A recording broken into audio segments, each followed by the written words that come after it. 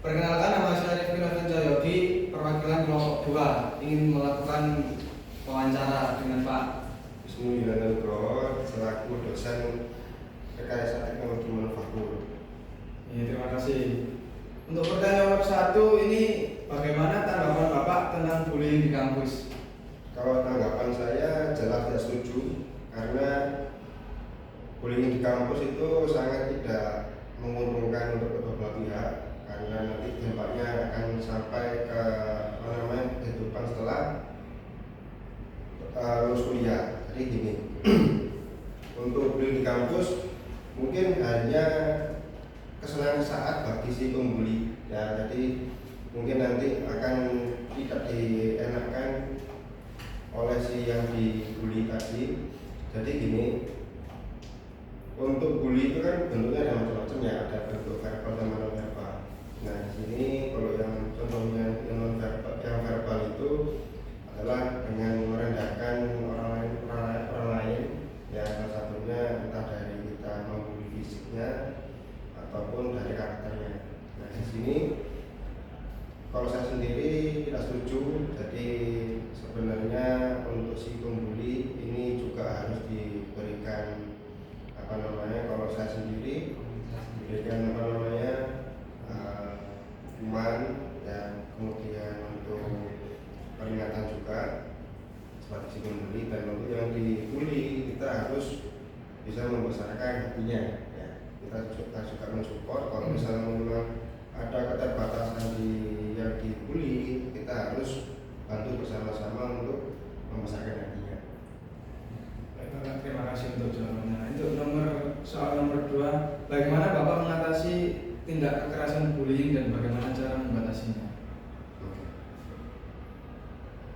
Untuk membatasi tindak bully, dari di sini kita harus memberikan pemahaman ya terkait bully di sini, dalam arti yang pernah kita lihat atau yang kita tahu, kalau misalnya ada rekan kita atau siapapun yang dibully, jadi kita harus bisa sebagai mengcover beliau. Kemudian untuk yang pembuli kita juga memberi pemahaman ya, pemahaman dalam arti di sini pengertian akan terjadi pembunuhan akan tidak diulangi lagi ya. Terima kasih. Untuk pertanyaan terakhir nih Pak, Iya. apakah Bapak mempunyai pengalaman tentang bullying waktu menjadi mahasiswa dulu?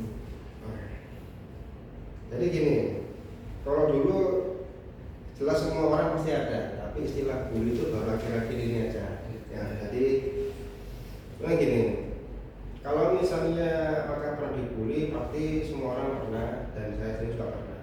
Jadi untuk tanggapan saya sendiri, ketika dulu pernah dibully sama teman-teman entah dari apapun itu, saya menanggapinya dengan dengan positif saja. Jadi karena apa? Kalau misalnya kita menanggapinya dengan hal negatif atau pikiran negatif, kita yang rugi sendiri ya.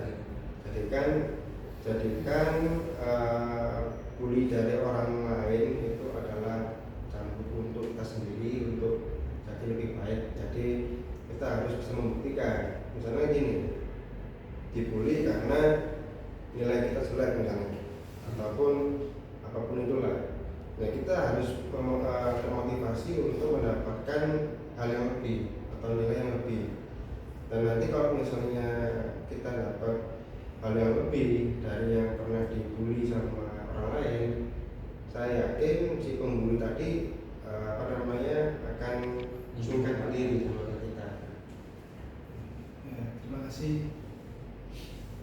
Sekian dari saya, kelompok 2